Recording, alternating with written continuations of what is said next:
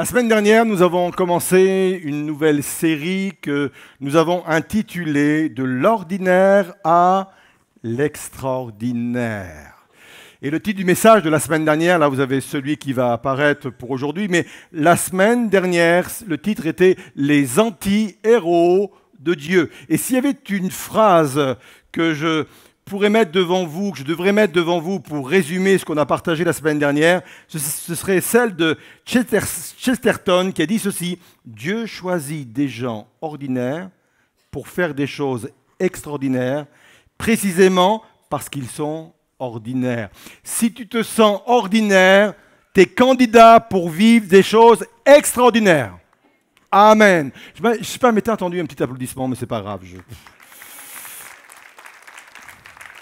Donc le thème d'aujourd'hui, le titre d'aujourd'hui, c'est « La foi du dimanche ne suffit pas ». C'est bien que vous soyez là, hein.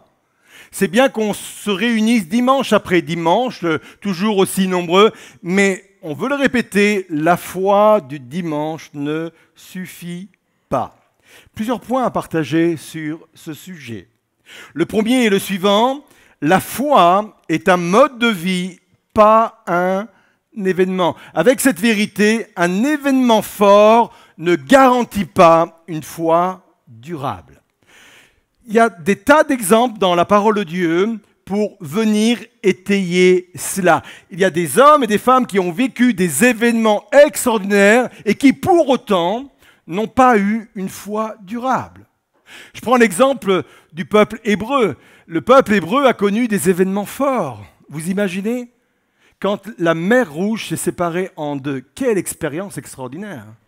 La manne qui tombait chaque jour pendant 40 ans du ciel, les nourrissant. Quel événement fort! Je ne parle pas du rocher qui a été fendu et duquel sortait de l'eau pour qu'il soit abreuvé. Et on se serait attendu à ce qu'un peuple comme cela soit au top de la foi. Mais c'est le contraire en fin de compte. Quand vous étudiez l'histoire du peuple hébreu, waouh, il fallait que Moïse ait de la patience, hein. Chaque jour, ils se plaignaient.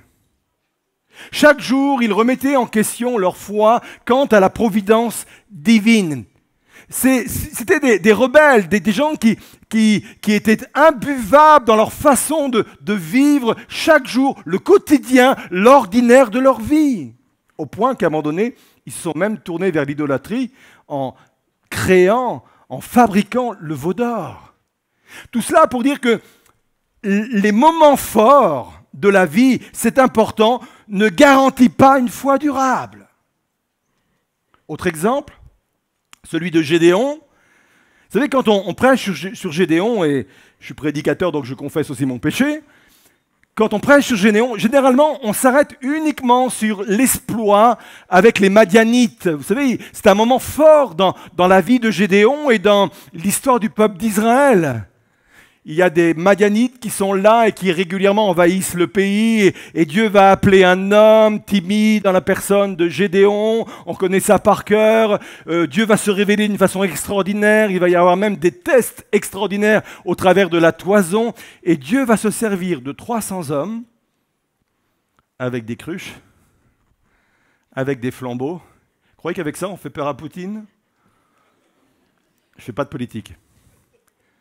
Mais 300 hommes face à des milliers et des milliers de personnes armées jusqu'aux dents, et ils remportent un exploit extraordinaire. Et nous, on focalise sur ce moment, sur cet événement de foi. Mais quand on s'attarde sur la vie de Gédéon, au quotidien, dans sa vie ordinaire, on s'aperçoit que Gédéon, l'exploit ou l'événement qu'il a vécu ne l'a pas impacté autant que ça dans sa foi. Il ne va pas, par son leadership, impacter le peuple hébreu. Même le peuple hébreu va devenir même idolâtre. On se serait cru qu'un homme comme Gédéon aurait réformé, aurait transformé le peuple de Dieu. Pas du tout. Il a vécu un moment extraordinaire, mais dans sa vie quotidienne, la foi n'était pas toujours présente. Un événement fort ne garantit pas une foi durable. Un dernier exemple, cette fois-ci dans le Nouveau Testament, les 10 lépreux qui vont crier, supplier le Seigneur Jésus de les guérir. le Seigneur Jésus donne cette parole, allez vous montrer aux prêtres. Et pendant qu'ils vont se montrer aux prêtres, la Bible nous dit qu'ils sont tous, les 10, guéris. Pourquoi se montrer aux prêtres? Parce qu'à cette époque-là, dans la culture juive, seuls les prêtres étaient capables de valider une guérison et de réhabiliter les personnes dans la société. C'est pour ça que Jésus les a envoyés avant d'être guéris, parce qu'il savait qu'ils allaient être guéris, les envoyer vers les prêtres. Et vous connaissez cette histoire. Ils ont tous connu un événement de foi extraordinaire, et pourtant un seul est revenu vers Jésus. Un Samaritain, un étranger. Et Jésus va dire à cet homme, lève-toi, va, ta foi t'a sauvé. Va avec la foi que tu as. Et ça laisse présager que cet homme a continué son chemin de foi avec Dieu. Un seul sur 10 au total. Donc, je le répète, un événement fort ne garantit pas une foi durable. La foi est un mode de vie que nous devons développer chaque jour dans l'ordinaire de nos vies, dans le quotidien de nos vies. Et c'est cette foi constante, régulière, dans votre vie ordinaire qui va vous conduire vers l'extraordinaire. Si tu veux vivre l'extraordinaire de Dieu, ne cherche pas des événements extraordinaires. Vis des choses ordinaires, mets ta foi en action d'une façon ordinaire dans ta vie, et c'est cela qui va t'emmener vers l'extraordinaire. Ça, c'est le premier point important. La foi est un mode de vie et pas un événement. Deuxième point, mes provisions pour demain sont parfois cachées dans les problèmes quotidiens, dans les problèmes d'aujourd'hui. J'aime comparer la foi à un muscle. Vous le savez, un muscle se développe qu'à partir du moment où on s'en sert. Je crois que je ne suis pas le seul dans cette salle à avoir un travail physique uniquement le week-end quand votre épouse vous confie des travaux. C'est formidable. Ceux qui ne sont pas mariés ne peuvent pas connaître ça. Les femmes ont toujours des projets. Oui, toujours des idées comme ça. Et si ça se passe généralement comme ça, ça se passe généralement, chérie, j'ai une idée. Messieurs, quand vos dames vous disent j'ai une idée, fuyez. Elle dit j'ai une idée. Tu ne crois pas que ça ferait bien si on faisait ça et ça et ça? Et nous, les hommes derrière, on s'y colle. Même s'il est vrai qu'il y a de plus de femmes qui s'y collent. Merci. Pourquoi je dis ça? Parce que quand on est dans ce type de travaux, moi, je me lève le matin et je découvre de nouveaux muscles. Parce qu'il y a des muscles dont on ne se sert jamais. Et puis, on a fait un effort de telle manière, de telle façon, et là, on se dit, tiens, j'ai un muscle là, moi. Vous voyez un peu le truc? La foi, c'est ça. La foi, c'est comme un muscle qui ne se développe qu'à partir du moment où on s'en sert. Et le but de la foi, c'est de me servir constamment, chaque jour, de ma foi. Dans une journée, j'ai de multiples occasions de me servir de ma foi. Ne croyez pas que ma foi, je peux m'en servir uniquement que le dimanche matin. Ne pensez pas que la foi ne sert que pour des grands événements. Chaque jour, j'ai une occasion d'utiliser ma foi. Vous savez pourquoi? Parce que chaque jour, il y a des problèmes. Je ne suis pas en train de dire que chaque jour, il y a des tuiles immenses qui nous tombent sur la tête, mais chaque jour, la vie est faite ainsi. Chaque jour, nous sommes confrontés à des défis plus ou moins graves, des problèmes plus ou moins graves, mais chaque jour, ça fait partie de notre quotidien. Il y a des imprévus, il y a des choses que... Oui, il y a des petites tuiles, on perd les clés, vous voyez ce que je veux dire? Pas forcément des choses graves, mais chaque jour, il y a un problème, et il y a derrière ces problèmes-là un but.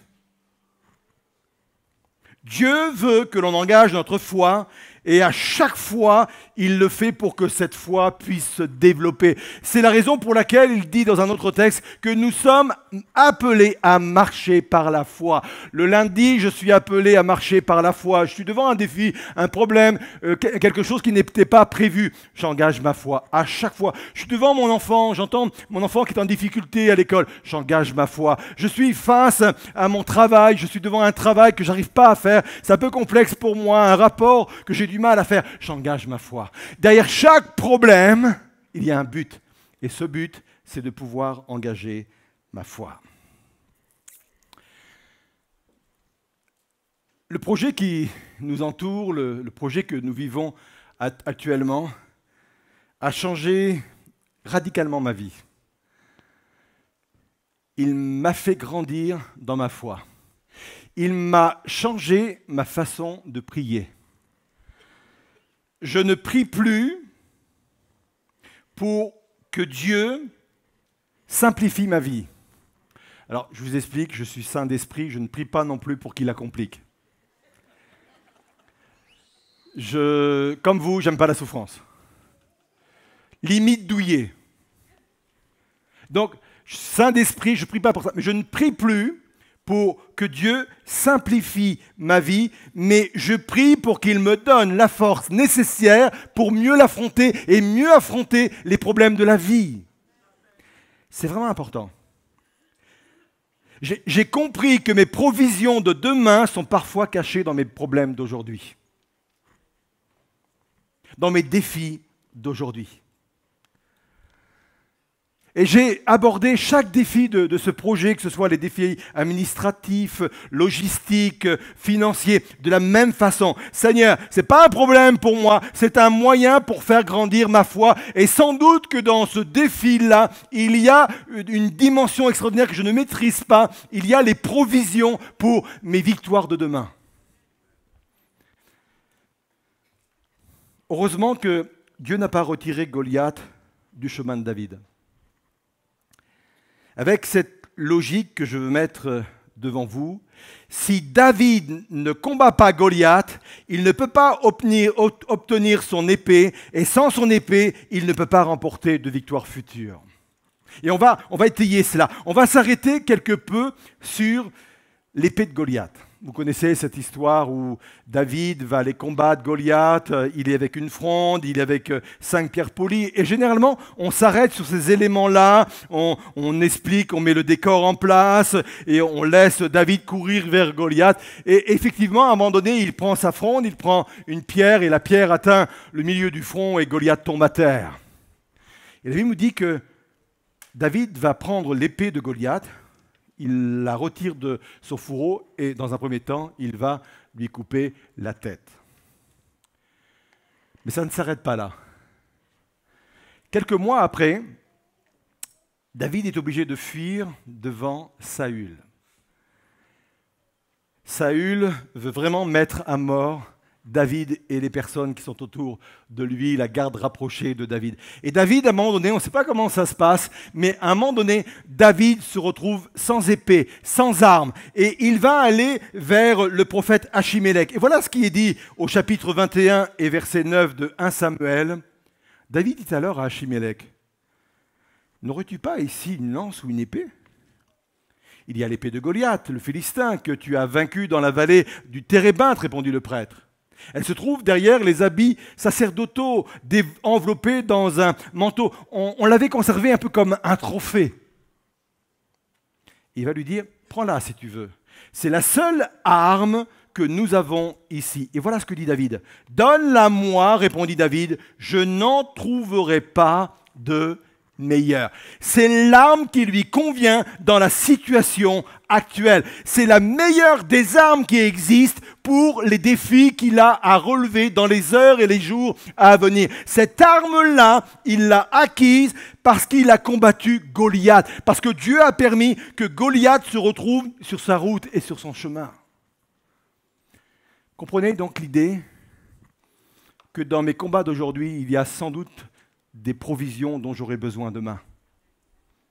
Peut-être tu te poses la question, mais pourquoi je suis confronté aujourd'hui à ce géant? Pourquoi je suis confronté aujourd'hui à cette situation? Pourquoi il y a tant de problèmes? évite de regarder cela comme des problèmes. Ce sont des provisions pour tes victoires de demain, pour tes percées de demain, pour une autre dimension que Dieu veut te donner demain. Il n'y aura pas de meilleures armes entre tes mains que celle qui va découler de tes combats d'aujourd'hui. Vous retenez ça? Vous êtes là? Ça, c'est le deuxième point. Mes provisions pour demain, donc, sont cachées parfois dans les problèmes d'aujourd'hui. Troisième point, la foi au quotidien implique une confiance qui persiste malgré les incompréhensions de la vie. Vous êtes d'accord qu'on ne comprend pas toujours ce qui nous arrive dans notre quotidien? C'est hyper compliqué de pouvoir en retirer parfois des explications. Et justement, la foi, c'est de faire confiance à Dieu, même si je ne connais pas les détails. La foi, c'est faire confiance à Dieu, même lorsque tout semble s'effondrer autour de moi. La foi, c'est faire confiance à Dieu, même si ce que je vis semble dénué de sens. C'est ça, la foi. Deux versets qui vont apparaître devant vous. Le premier, Proverbe 3, verset 5. « Ne te fie pas à ta propre intelligence. » Ça ne veut pas dire que Dieu est contre l'intelligence. Dieu aime les têtes bien faites. Dieu aime les personnes qui raisonnent. Dieu aime les personnes qui font preuve de bon sens. Il y a plein de proverbes qui parlent de cela. Mais dans certaines situations où j'essaie de comprendre, où là, mon intelligence est un problème pour moi parce que je suis trop rationnel ou peut-être que je demande trop d'explications, Dieu est en train de dire, ne te fie pas à ta propre intelligence. Mais place ta confiance dans le Seigneur. Appuie-toi sur lui dans tout ce que tu entreprends et il guidera tes pas. Ne te fie pas à ton propre jugement, mais soumets-toi au Seigneur et détourne-toi du mal. Deuxième verset, Ésaïe 55, verset 8. En effet, dit le Seigneur, ce que je pense n'a rien de commun avec ce que vous pensez. Ne le prenez pas mal, mais Dieu pense autrement que nous. Et vos façons d'agir n'ont rien de commun avec les miennes, dit le Seigneur. Il y a autant de distance entre ma façon d'agir et la vôtre, et entre ce que je pense et ce que vous pensez, qu'entre le ciel et la terre. Je n'ai pas calculé, mais ça fait des kilomètres et des kilomètres et des kilomètres et des kilomètres. Nous ne pensons pas de la même façon. Le fait que ça n'a pas de sens pour moi ne veut pas dire que ça n'a pas de sens pour Dieu. Le fait que ça n'a pas de sens pour moi maintenant ne veut pas dire que ça n'aura pas de sens pour moi plus tard. Et ça, il faut l'accepter. Le manque de compréhension n'excuse pas mon manque de confiance. Le manque de compréhension n'excuse pas mon manque d'obéissance. Ce n'est pas parce que je ne comprends pas que je ne dois pas faire confiance. Ce n'est pas parce que je ne comprends pas que je ne dois pas obéir. Si je devais résumer tout ce que je viens de dire, je le ferai au travers de cette phrase. J'ai bossé toute la semaine pour la mettre. Et non, comme l'a dit une mauvaise langue au premier culte, ce n'est pas ChatGPT qui l'a fait. Non, ça ne mérite pas d'applaudissements. Lorsque nous suivons la volonté de Dieu, nous atteignons un point où nous ne nous soucions plus de connaître précisément notre destination, car nous sommes convaincus que là où il nous conduira, où Dieu nous conduira, sera toujours plus extraordinaire que partout où nous aurions pu aller par nous-mêmes. Vous êtes d'accord avec ça ?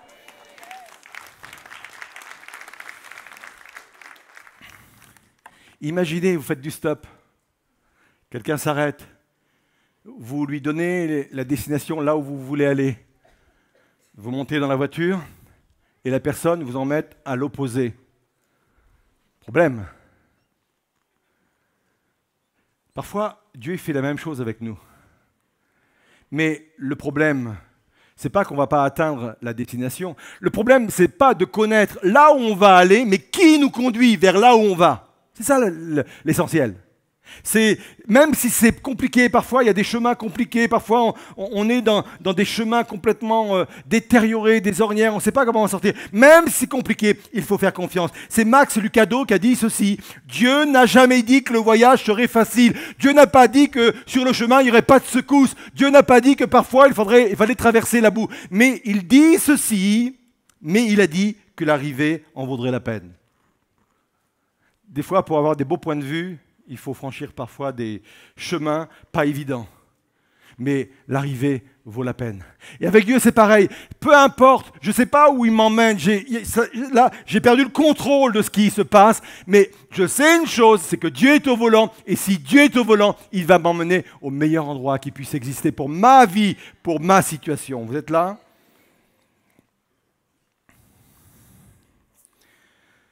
Une seule chose importante pour accepter cet état de fait, c'est avoir confiance dans le caractère de Dieu, dans la nature de Dieu.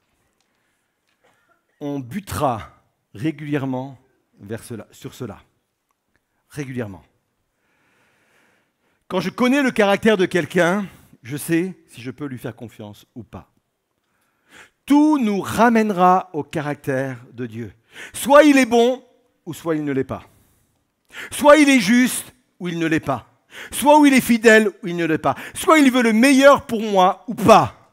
Et à chaque fois que je suis devant une situation quelconque que je ne comprends pas, qui paraît être contraire à mon avantage, qui me semble compliqué à comprendre et à expliquer, je vais être confronté au caractère de Dieu, à la nature de Dieu. Est-ce que je crois qu'il est bon ou pas? Est-ce que je crois qu'il maîtrise les choses ou pas? Est-ce que je crois que ce qu'il fait est juste ou pas? À chaque fois, je serai ramené à cette question-là.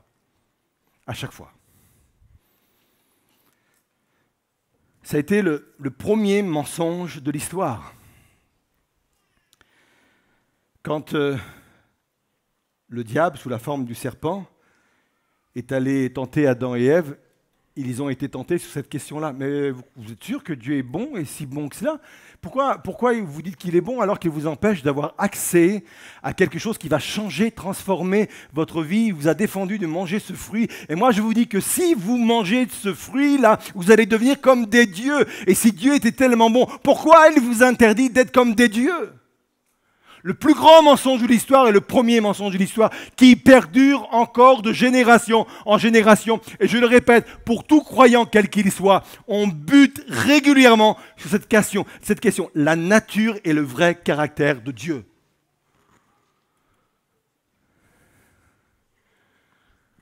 Moi-même, j'ai buté.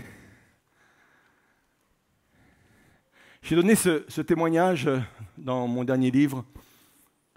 Je suis jeune pasteur dans une église. Je suis pris d'amitié avec un couple et le jeune papa avec deux filles, 1 an et peut-être quelques mois la deuxième, chef de chœur, tombe malade, cancer, et en quelques mois, il est emporté. Je vois les dégâts de ce fait. Je me pose des questions. Je me dis, mais Seigneur, pourquoi tu permets cela? Je vois les petites filles qui sont là. Pourquoi tu permets cela?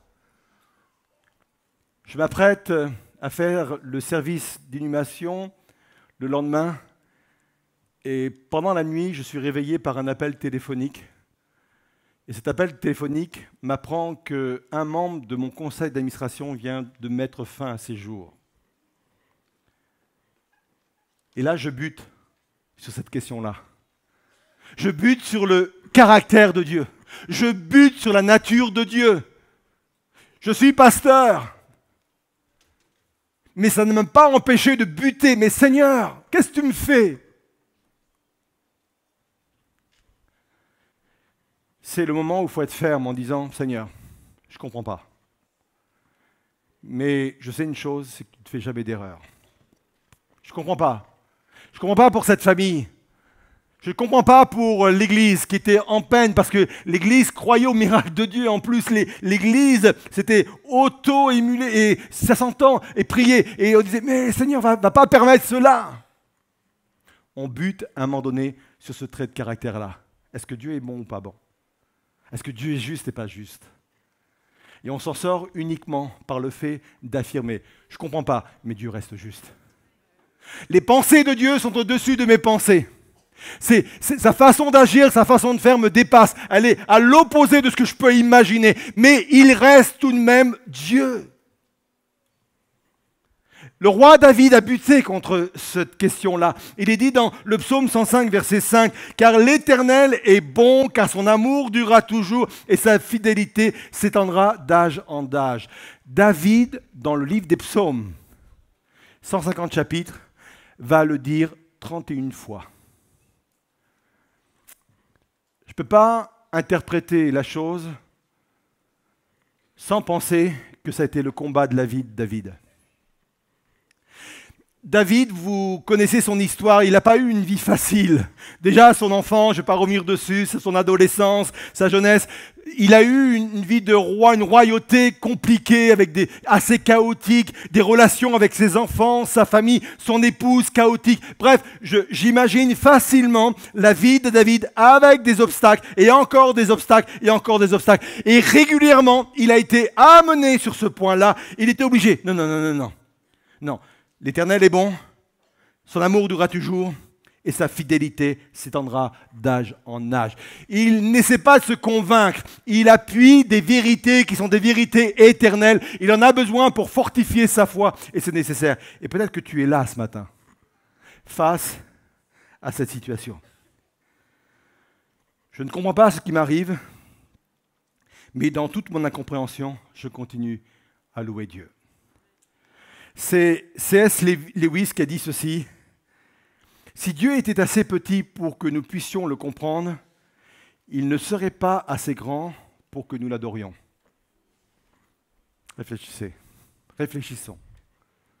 Je le répète, si Dieu était assez petit pour que nous puissions le comprendre, il ne serait pas assez grand pour que nous l'adorions. Moi, ça me rassure que je ne comprends pas les plans de Dieu. Ça veut dire que Dieu n'est pas issu de l'intelligence d'un humain. Si Dieu était un concept humain, on pourrait en faire le contour. On pourrait comprendre, on pourrait dire, ouais, ça c'est ça. Mais Dieu est Dieu de toute éternité. Il n'a ni début ni fin. Il remplit l'espace, il remplit le temps, il remplit d'une façon extraordinaire le monde entier. Je ne comprends pas, et c'est parce que je ne comprends pas qu'il prouve qu'il est réellement Dieu et qu'il est digne d'adoration et de louange.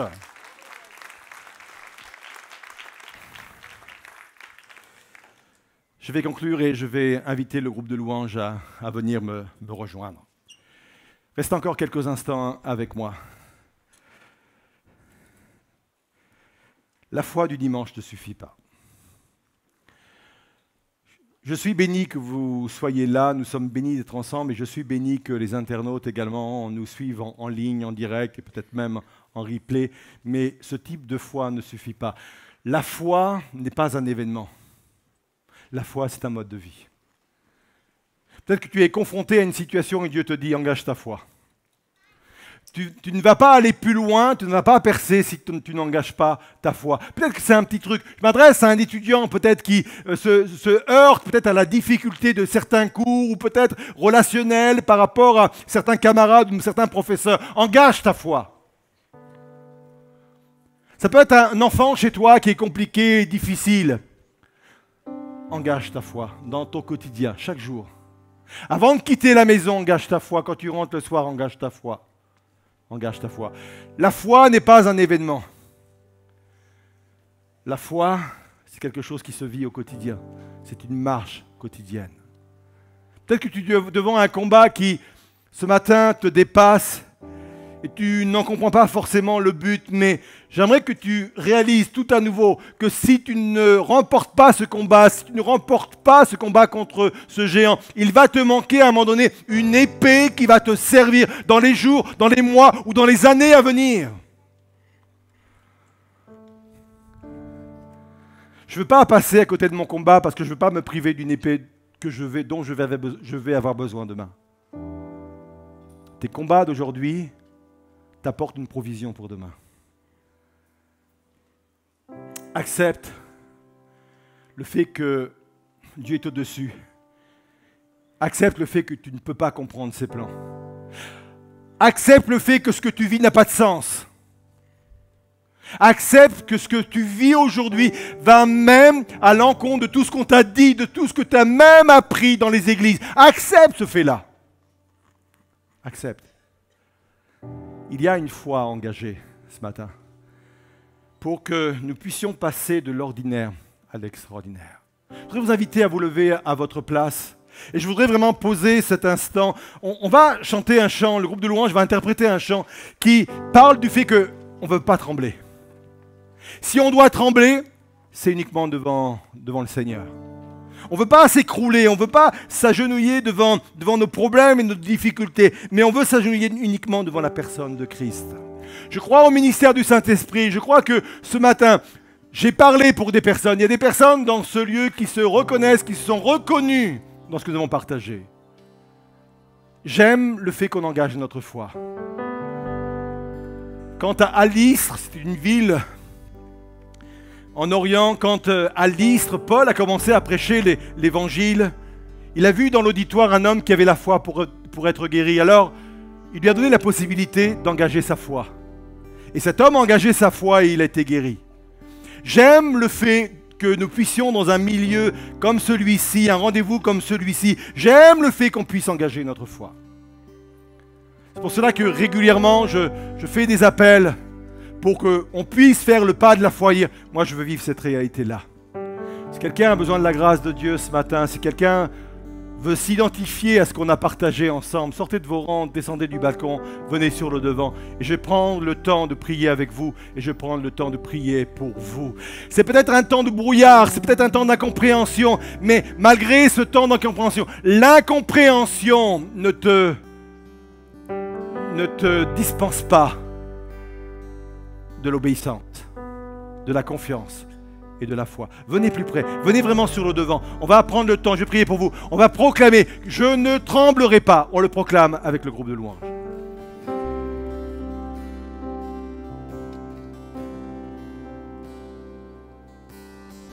Je ne tremblerai pas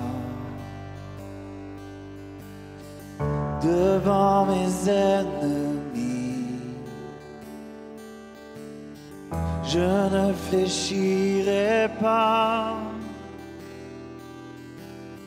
sous le poids de la vie. Je ne tremblerai pas. Ce n'est pas mon appel. Ma confiance est en toi. Mon espoir te révèle. Si je dois trembler, ce sera devant toi. Si je dois fléchir, ce sera à la croix. Toi seul est Seigneur, toi seul est roi des rois. Ni la mort, ni la vie n'éteindront ma foi. Face au vent, espérant ton secours, chantons, tu es le Dieu vivant. Je sais, tu règnes pour toujours. Si je dois trembler, ce sera devant toi. Ce sera à la croix. Toi seul est Seigneur, toi seul est roi des rois. Ni la mort ni la vie n'éteindront ma foi. Si je dois trembler, ce sera devant toi. Et si je dois fléchir, ce sera à la croix. Toi seul est Seigneur, toi seul est roi des rois. Ni la mort ni la vie n'éteindront ma foi. Seigneur Jésus, je te prie vraiment de venir au devant de chacun, de chacune ce matin. Tu vois où chacun en est par rapport à sa foi, dans sa démarche quotidienne. Tu vois les géants qui se trouvent devant ces personnes, tu vois les défis jour après jour. Tu vois l'incompréhension chez certains, le manque de sens de ce qu'ils vivent actuellement. Seigneur, la foi qui est en eux est suffisante maintenant pour affronter, Seigneur, les défis de demain. La foi vient de ce qu'on entend, et ce qu'on entend vient de la parole de Dieu. Je le crois et je le proclame sur chacune de ces situations et sur chacune de ces vies, Seigneur. Tu ne cherches pas des gens extraordinaires. Tu cherches des hommes et des femmes ordinaires qui mettent simplement leur foi en toi, toi qui es extraordinaire et qui va les conduire vers une destinée extraordinaire, Seigneur. Viens bénir. Crée la confiance là où il y a de l'incompréhension. Crée de la confiance, Seigneur Jésus. Là où il y a même de la rébellion, Seigneur. Pour que tu puisses la changer en sérénité. Seigneur, que chacun puisse voir dans son propre combat d'aujourd'hui l'épée de Goliath que tu leur donnes, Seigneur Jésus, pour affronter les défis de demain. L'épée de Goliath pour affronter les combats, les géants qui se trouveront sur leur chemin demain, Seigneur.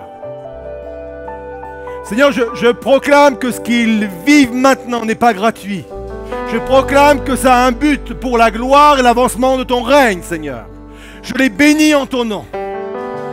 L'onction vient les trouver et ils sont renouvelés et rechargés spirituellement et intérieurement pour entamer une nouvelle marche, un nouvel élan, Seigneur, vers leur propre destinée. Ils sont bénis. Et on proclame à nouveau que notre confiance est vraiment devant le Seigneur. Si je dois trembler, ce sera devant toi. Si je dois fléchir, ce sera à la croix. Car toi seul est le Seigneur, toi seul est roi des rois. Ni la mort, ni la vie n'éteindront ma foi. Si je dois trembler, ce sera devant toi. Et si je dois fléchir, ce sera à la croix. Toi seul est Seigneur, toi seul est roi des rois. Ni la mort, ni la vie n'éteindront ma foi. Trembler devant toi.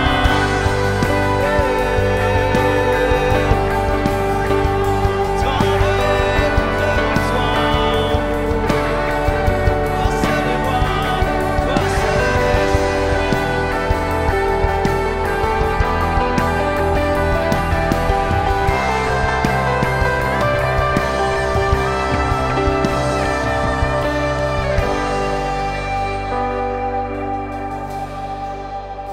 On va reprendre cette partie et pendant qu'on va reprendre, vous repartez à vos places, mais pas n'importe comment.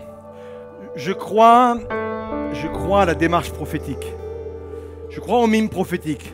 Ça veut dire qu'à chaque fois que vous allez faire un pas, c'est autant de pas qui vous éloignent peut-être de vos troubles actuels, de votre incompréhension actuelle, de votre défiance actuelle. C'est autant de pas qui vous éloignent peut-être du découragement dans lequel vous vous trouvez. Et c'est une marche de foi qui vous emmène plus loin. Oui, Seigneur, j'attends mon épée dans ce combat-là, parce que l'épée que tu vas me donner, Seigneur, va me permettre de vivre des percées spirituelles dans le monde invisible et dans les mois et les années à venir. Alors on repart à nos places avec cette foi et on le martèle tout à nouveau.